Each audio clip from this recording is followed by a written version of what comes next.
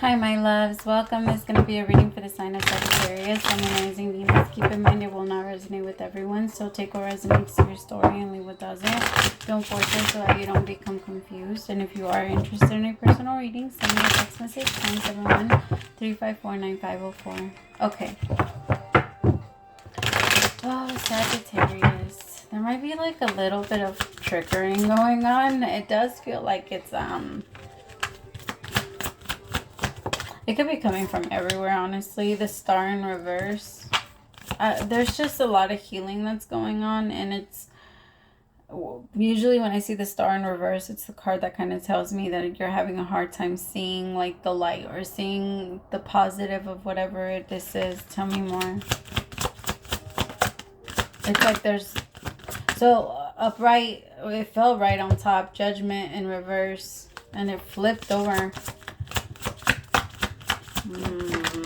Oh, God. Page of Pentacles in reverse. Hold on. Four of Pentacles in reverse. I'm sorry. Hold on. Let me take them all out. The Tower upright. That's the fucking one, of course. With the Chariot upright. Seven of Cups in reverse. What is this? The Five of Wands. Nine of Swords. What? Alright. Okay, so I really do feel like right now, whatever this is, Sagittarius, you're having a really hard time seeing the good side of it. It's very triggering, and like it's very hard to look past. It's kind of when you're in the star in reverse energy, you're in the energy of not seeing the way out. Like there is no light in the tunnel. No, you have no idea which direction. It's like you want to start moving, but you don't know where to go, because everywhere you touch that you feel like the wall, and you're like, what the fuck, then where am I supposed to move? It's like all around. It's like the tunnel goes up. What is this? Tell me about the star in reverse. Temperance. It's because, my love, there was something here, Sagittarius, that you were going against, that you knew you needed to change. There was a part of you that knew that whatever this was, it needed a new beginning. The Ace of Wands with Temperance. And you were fighting that new beginning. And so because of that, this needed to happen. The thing is, you can't see the way out of that one because that's not your route. That's not the way you were supposed to be going. It was so cloudy and it was so hard to picture because of that reason. And for some of you, you try to force yourself into seeing it. You're like, no, I'm going to see it eventually. I'll see it eventually. For some of you, this could have been love for someone. This could have been like lust for someone, or like the desire to connect with someone. Tell me more.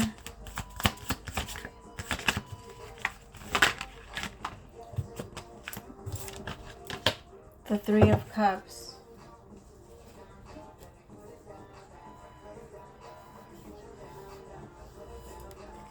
For some of you, you could have found out that somebody, like it could have, if you were waiting for someone to come back towards you, or you were waiting for something to start again, you might be feeling like it's not happening. Or like they might be having a new beginning with someone else, and so you kind of just have to let it go at this point. And have your own personal new beginning, even if it's not going to be with who you thought it was meant to be with. Tell me about the Four of Pentacles. The thing is, you're judging yourself for it, but I think you're about to get to a place where you're like, I'm okay with it. I'm fine. I'm okay with the fact that it didn't turn out that way. I'm okay with the fact that I didn't get my way, or what I thought was my way, because now that I look at it and I'm truly looking at it, it doesn't look like what I thought it was ever. I just feel like there's going to be this new energy of gratitude that comes in, because you're going to have to learn how to let this go. The Four of Pentacles is in reverse with the Five of Cups, and it's going to come through prayer. Some of you, it's time to connect to your higher power, whatever that is. It could be you. I don't know why I just heard yours. I just heard sausage. What the hell? I mean, yeah, whatever you think is your higher power, whatever you connect to, it's time to reconnect. It's time for you to gain, because remember, every energy here in this world, in the 3D dimension and third dimension, is going to take from you, and they're going to, it's going to naturally just pull from you But if you give to yourself, and connect to the Most High, that's going to recharge you. That's like when you connect to your higher power, it's like you plugging yourself back into, like, the source, the main source. It's like an outlet.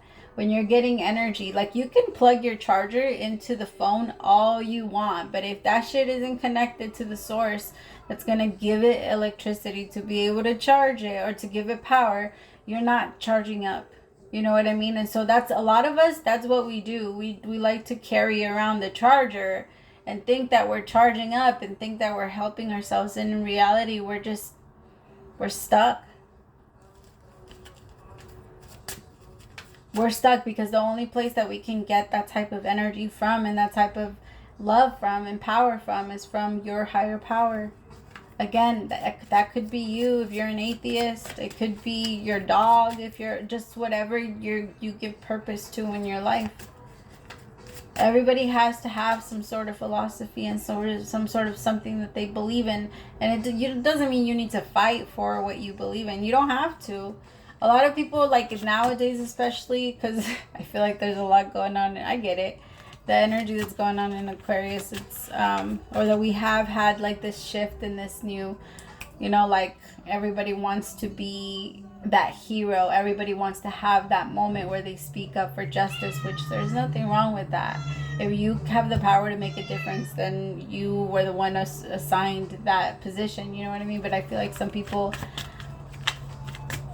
are not meant to understand your position. Some people are not meant to, It's just, you don't have to sit there and try and convince anybody of what you think and what you know, or that could be like with family, it could be with your partner, it could be with just having to feel like you overly have to, like you have to overly explain yourself for someone to understand you. Page of Swords, some of you might also be struggling with like your children.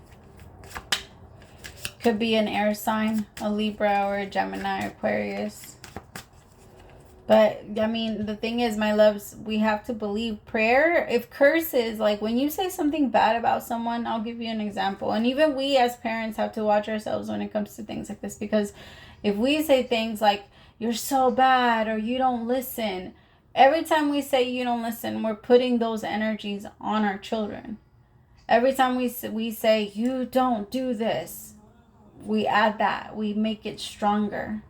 Because we're solidifying it, especially in their head. And so it becomes a thing where we start to see, okay, I do this. They will start saying it to themselves too. I do this. This is me. I do this. And so there's an energy of maybe needing to redirect your words and say, like, can you do, this instead? Like, instead of pointing out all of the things. Because we usually learn through, I guess it depends. I'm not going to tell you how to parent your kid. That's not my place. It's more of like, I can tell the energy that comes in before that. And I do feel like that could be something that you and your child might be struggling with. That every time you tell them something, you're not necessarily like trying to attack. You're just pointing out the truth, which is fine. You can point out the truth, my loves. I'm not telling you that you're a bad parent because you're doing that, and I'm not calling you a bad parent at all right? I don't want you to take it that way. I'm more saying that, like, we need to be careful with the reality of how our words and how our energy affect because our personality creates our personal reality. And when our children are a product of our personal reality for a while until they decide to break free and do their own thing, which at that point, that's when we usually start to call it the rebellious years. But between the ages of like 4 and 12, the most of the time they're aiming to impress. Children have this desire to get you to love them. And so I can tell that, like, the thing is, when you have your children, like, part of wanting to teach them the right way, or have them being able to feel that you care about them, will naturally make them want to learn from you or want to come to you when they have problems. Now, I'm not saying that you've done like anything wrong. I'm just saying, like, if you've if there's been words that have been used, and a lot of times we don't even know it, we don't even notice it. What I started doing was recording myself so that I can hear my tone, so that I can hear what they hear, so that I can listen to myself and say, okay, do I want to be spoken to this way? Because that helps a lot. And a lot of parents are like, well, it's my child, they need to listen, they need to this. And I understand. It's just that creates more problems, because your child is going to find one way or another to hold on to their own personal power. And if they feel like you're trying to take it from them, you are going to be enemy number one. And when it comes to, now I'm not saying that that's going to turn it away, right? Because we all have those years. It's perfectly normal for this to happen. All I'm saying is that there's certain ways that we can find ways to ease it and manage it, and so that we don't freak out either. Because the more that we say those things and we also solidify it in their head, we're also solidifying it in ours, and resentment and anger start to grow regardless of our intention and wants. Because as parents, we never want to carry resentment for our kids. We don't want to be angry with our kids. We don't want to feel frustrated. Like, we don't want those things, but those things just come. We do not control our feelings. We control our reactions. We control what we say.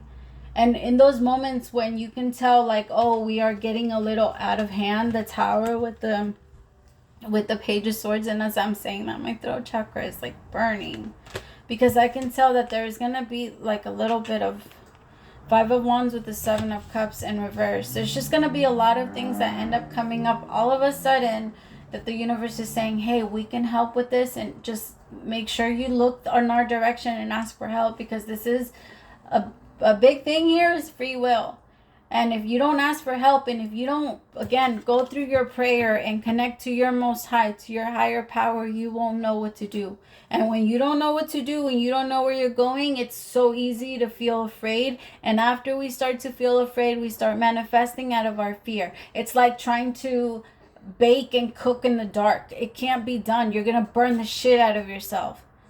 Like, the universe is saying, hey, it could be easier. Let's turn on the light. But you got to check in every once in a while. You can't just like pop off and leave and think you're going to be fine all this time. And like, you're not going to know what to do when these situations arise.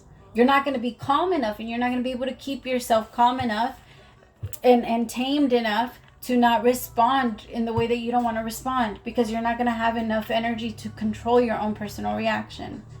Because in that energy, it's going to want to pull you back and say, no. Like, the ego is going to rush you, because why, my love? You're going to be so tired.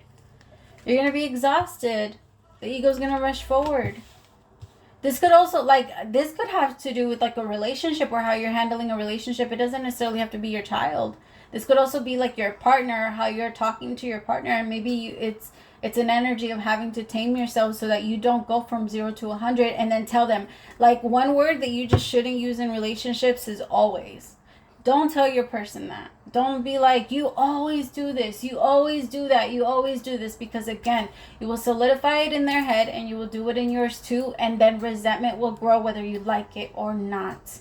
It will happen, and you will feel angry, because in your mind, according to you and your words and your feelings and what you have inside, that's just what this person always does. And it really does blank out all of the other things and all of the beautiful things that come with it. And then that's when that love energy starts to leave, because that resentment energy starts to creep in. We can only hold a certain amount of energy, unfortunately. And for some reason, like, we can hold an infinite amount of love, but when it comes to negativity, once we start to hold on to too much negativity, love naturally goes away. We can't hold on to both. It's a weird thing. We have to literally we can pull in the energy of love, and love will fulfill you. And that's why holy and all of that is even a word. It's even a thing, because when you're full within yourself, and you love and feel connected to yourself and connected to the Most High, and you let the universe charge you up, you're holy. You feel whole, you feel happy, and you feel heaven. And that's the purpose of heaven, of all of this. I just feel like, my love, it's time to recharge. It's time to connect, regardless if this is a relationship with your family, or with your parent, with your partner. Everything outside of you, everything that's out there is draining the shit out of your power. So let's just go and plug in, and it's going to be great, like either through meditation, through prayer, through affirmations, but you got this. All right, I love you. Praise to the Most High for allowing me to be your messenger. Bye, my beautifuls.